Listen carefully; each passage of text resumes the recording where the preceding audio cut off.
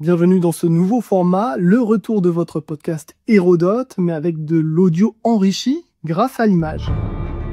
Ça s'est passé un 2 août 1589, Henri IV devient roi de France. Un monarque parmi tant d'autres, me diriez-vous? Eh bien, pas vraiment. Henri IV, surnommé le Grand ou le Vert galant, est tout un symbole. C'est peut-être l'un des rois de France les plus importants de l'histoire. Protestant, il va mettre fin aux guerres de religion. À la base, Henri IV n'aurait pas dû régner. Henri de Navarre, issu des Navarres qui règnent dans le sud de la France, se lie à la famille Bourbon grâce à son beau mariage avec la reine Margot.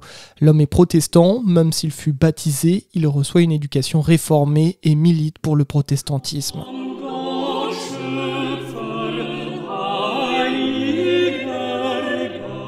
Les guerres de religion font rage. À cette époque, on peut parler de 8 guerres civiles.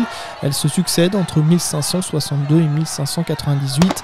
Catholiques et protestants s'y entretuent dans des émeutes, attentats, meurtres à toutes les échelles de la société.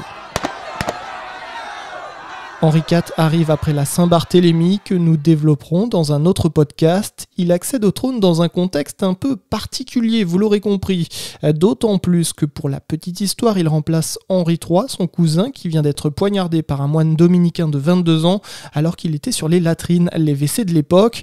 On voit ici comment le conflit religieux imprègne la société.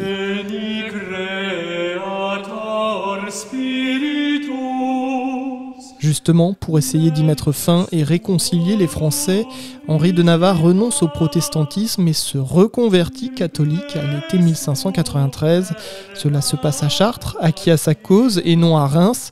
Le monarque va au total changer 6 fois de religion. La religion pour lui n'a que peu d'importance et c'est en ce sens que le souverain aurait prononcé le célèbre « Paris vaut bien une messe ». C'est avec ce sacre que le roi devient Henri IV.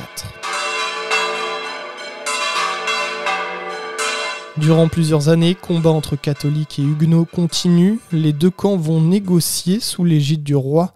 5 ans plus tard, le 30 avril 1598 est signé l'édit de Nantes. Célèbre texte, il consacre la légitimité de culte aux réformés, la paix religieuse dans le royaume.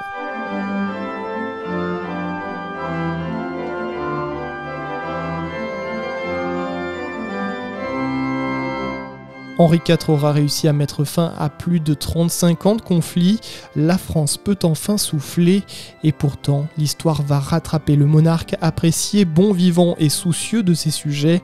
Alors qu'il se rend chez son conseiller, le surintendant Sully, Henri IV se fait assassiner en plein Paris le 14 mai 1610, rue de la Ferronnerie. Son assassin n'est autre que François Ravaillac, un catholique fanatique. Les guerres de religion auront eu raison du souverain.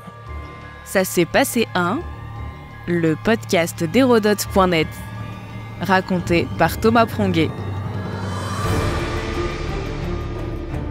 Notre podcast historique vous plaît? N'hésitez pas à lui laisser une note, un commentaire ou à en parler autour de vous. Et puis pour en apprendre plus sur l'histoire, rendez-vous sur Hérodote.net.